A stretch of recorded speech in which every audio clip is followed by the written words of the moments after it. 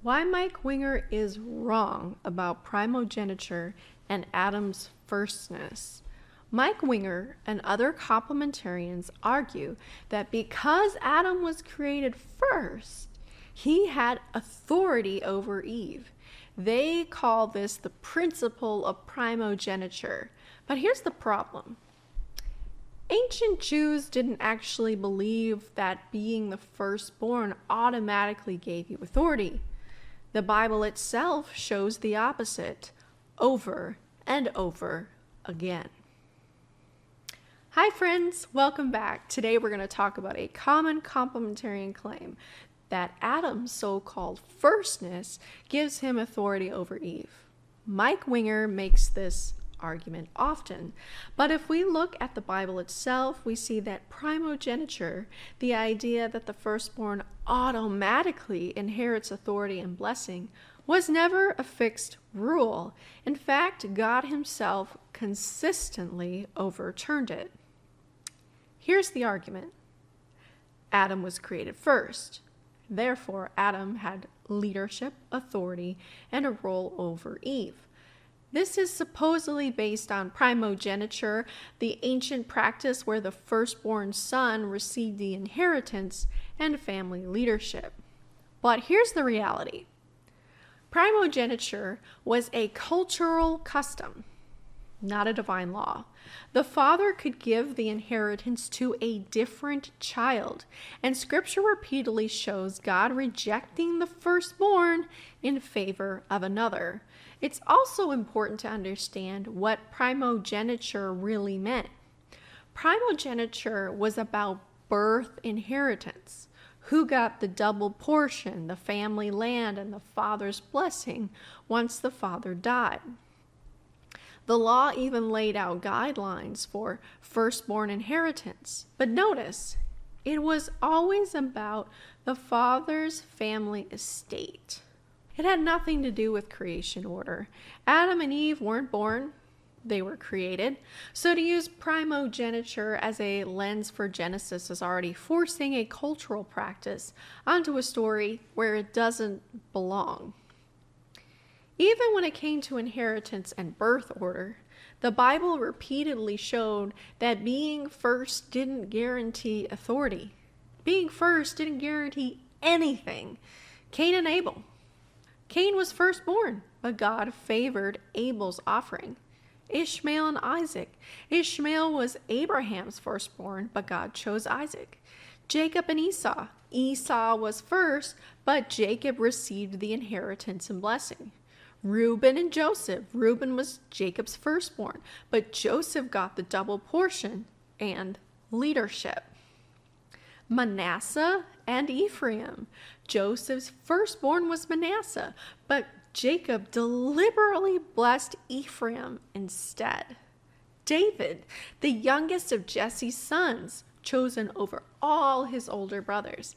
This shows that God consistently subverted human expectations of the firstborn rule.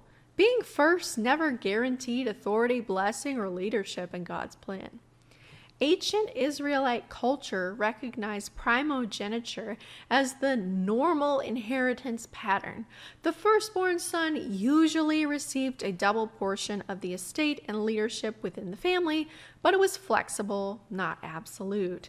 Fathers had authority to assign blessings and inheritance as they saw fit. And God often intervened to choose someone unexpected, emphasizing his sovereignty over cultural norms. So when complementarians like Mike Winger argue that Adam had authority simply because he was made first, they're misusing primogeniture. The creation story never says Adam ruled Eve. Both were made in God's image, both were given dominion, and both were called to steward God's creation together. First equals authority doesn't hold because creation itself wasn't about inheritance, it was about partnership and stewardship. And if first equals authority, then logically animals should rule over humans since they were created before we were. Clearly, that's absurd. If anything, God saved his greatest creation, humans, for last in the creation order. When it comes to order, there's more evidence to point to Eve as the pinnacle of creation because she was made last. But is that what women are arguing for? No. Only men in the churches are arguing for dominance over women, rather than seeking equal partnership. The primogeniture argument collapses when we read scripture in context. It was about inheritance rights among sons, not about creation order and not about men and women. God chooses leaders based on his purposes, not birth order, and not on gender. And when it comes to men and women, the New Testament points us to mutuality and service, not hierarchy. Jesus said the greatest is the lowest servant, not the one who came first, and not the one who elevates themselves in hierarchy over others. So, the next time you hear Mike Winger or another complementarian argue that Adam's firstness equals authority, remember, the Bible itself undermines that claim.